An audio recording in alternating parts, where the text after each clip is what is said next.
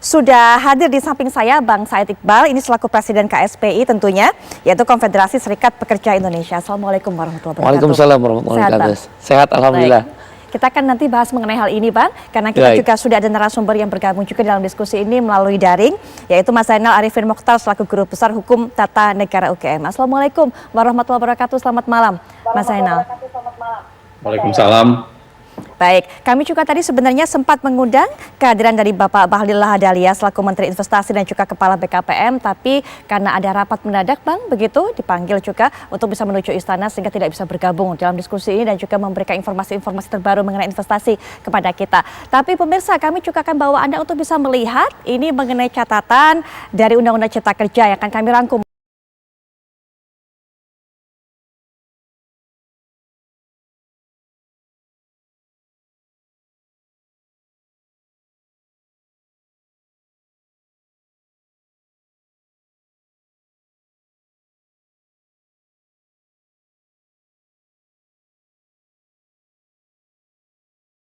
Poin penting putusan Mahkamah Konstitusi tentang pengujian Undang-Undang Cipta Kerja. Ada beberapa poin tanpa perbaikan Undang-Undang Cipta Kerja inkonstitusional setelah 2 tahun. Itu poin yang keempat. Kemudian yang berikutnya, poin kelima, menghentikan pembuatan peraturan pelaksana baru Undang-Undang Cipta Kerja. Sudah ada 3 poin sebelumnya juga bisa Anda saksikan di layar kaca. Tapi mungkin Mas Zainal bisa berikan catatan melihat keputusan MK, Presiden Joko Widodo mengatakan akan cepat bertindak menyikapi dari keputusan MK membuat perubahan bersama DPR. Tapi juga mengatakan akan memberikan jaminan kepada para investor baik yang sedang, yang akan ataupun yang telah juga untuk melakukan investasi mendapatkan jaminan keamanan dengan melakukan investasi di tanah air. Komentarnya, Mas? Iya, saya pikir yang pertama memang harusnya dibaca dulu ya, baik-baik putusan Mahkamah Konstitusi itu.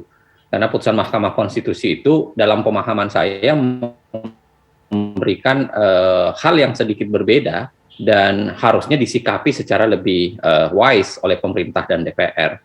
Yang pertama kan kalau kita lihat yang terbukti jelas oleh Hakim MK itu bahwa terjadi pelanggaran pembentukan perundang-undangan itu tidak memenuhi asas kejelasan tujuan dan kejelasan rumusan. Jadi melanggar konsep harus jelas tujuan dan jelas rumusan.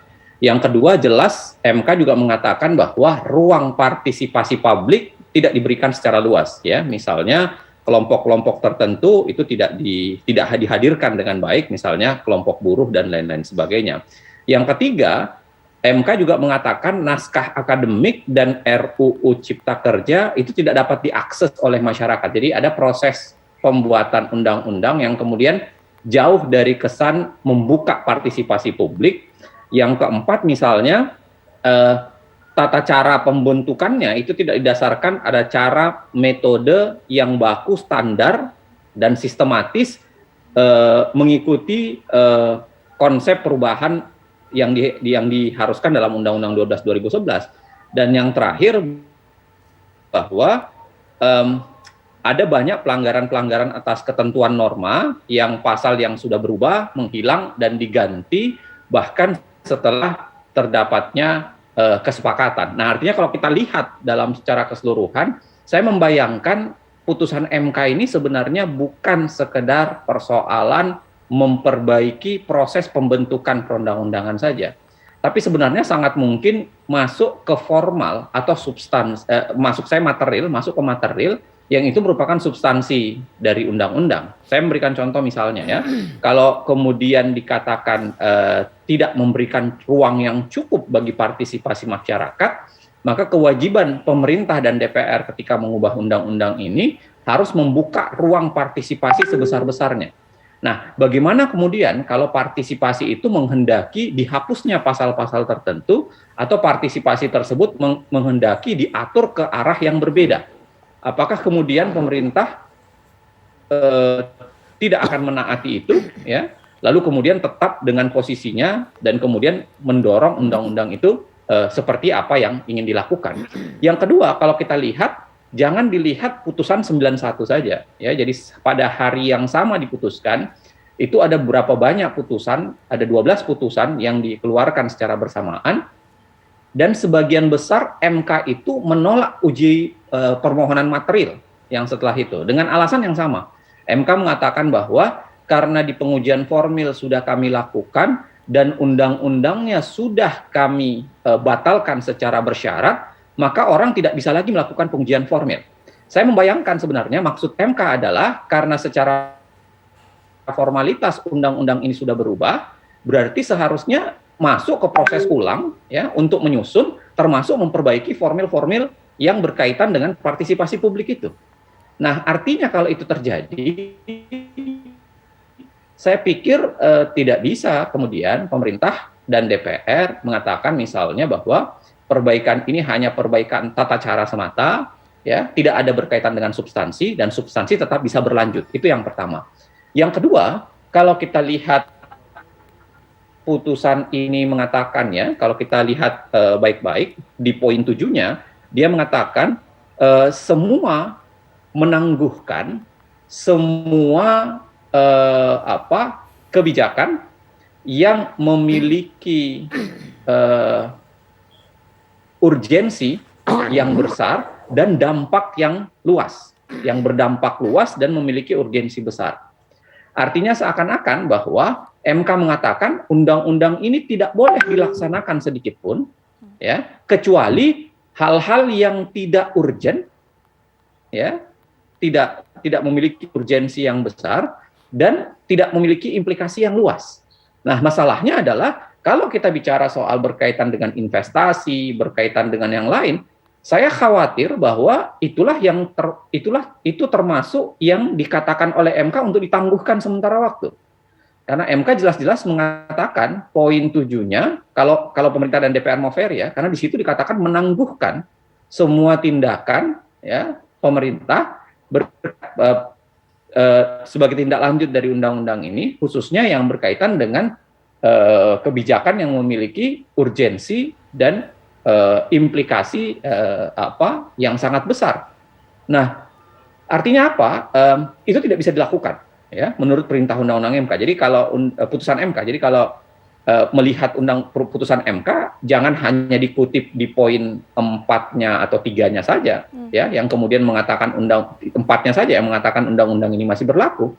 Tapi kan ada parameter yang jelas di pas poin 7-nya yang mengatakan bahwa kalau itu urgent dan memiliki dampak yang luas, itu harus ditangguhkan. Nah, yang terakhir, yang ketiga yang saya mau bilang adalah, kalau kita lihat sebenarnya konstruksi putusan Mahkamah Konstitusi itu sendiri memberikan semacam dorongan upaya perbaikan dengan mengatakan bahwa hal-hal yang tadi saya sampaikan itu segera harus diperbaiki.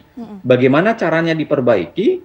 Ya, artinya bayangan saya, ya, harusnya masuk ke proses ulang, proses penyusunan ulang dengan mendengarkan publik secara lebih baik, kemudian undang-undang itu, RUU-nya itu harus diakses secara luas kepada publik, lalu kemudian harus meminta pendapat publik secara benar, plus memperbaiki proses-proses perumusan norma, serta proses pengesahan yang di ujungnya jangan lagi mengalami perubahan-perubahan. Begitu, Mbak. Baik, Bang Saidi, Pak juga mungkin bisa berikan tanggapan. Ada beberapa catatan tadi disampaikan oleh Mas Zainal, termasuk harusnya bukan hanya perbaikan tata cara semata, tapi juga menyentuh substansi dan juga adanya keterlibatan ruang partisipasi publik. Silakan. Yang pertama, dari sisi kami kelompok buruh dan sekaligus pemohon uji formil, sekaligus uji material, keputusan MK jelas memuat dua hal penting yang tadi disampaikan oleh Bang Uceng. Satu, inkonstitusional bersyarat. Biasanya kan konstitusional bersyarat. Kalau ini kan lebih tajam lagi. Inkonstitusional tapi bersyarat. Artinya kalau makanan ini udah nggak enak gitu loh, tinggal kurang garam. Nah, kira-kira begitu. Yang kedua adalah dikatakan cacat formil. Jadi cacat pembentukannya memang sudah terjadi. Saya salah satu saksi fakta di uji formil di gugatan nomor 6 dengan kuasa hukum Said Salahuddin dan Nasef. Di situ saya sampaikan bagaimana setiap pertemuan dengan para menteri, pertemuan dengan DPR, pertemuan dengan pemerintah secara resmi maupun tidak resmi, informal, tidak pernah diperlihatkan naskah akademik maupun naskah RUU-nya. Selalu hanya tabulasi-tabulasi.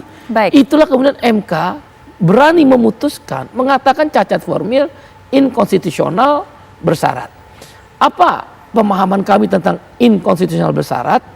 Kami memahami ada dua. Satu, karena dia cacat formil, maka 2 tahun ini prosedurnya diperbaiki. Dia harus dibentuk dulu, mengikuti Undang-Undang Dasar 1945 dan Undang-Undang P3. Baik. Berarti kalau Omnibus Law tidak dimuat di Undang P3, Undang P3 itu direvisi. Baru kemudian melakukan proses prosedur, bukan isi, tapi prosedurnya diperbaiki. Yang kedua, baik, Bang saya setuju dengan maaf, Uceng. saya mungkin tahan dulu sampai di poin pertama saja. Poin keduanya nanti kita akan berikan atau sampaikan kepada masyarakat setelah jeda, Bang Said Iqbal. Kami akan segera kembali setelah jeda berikut ini.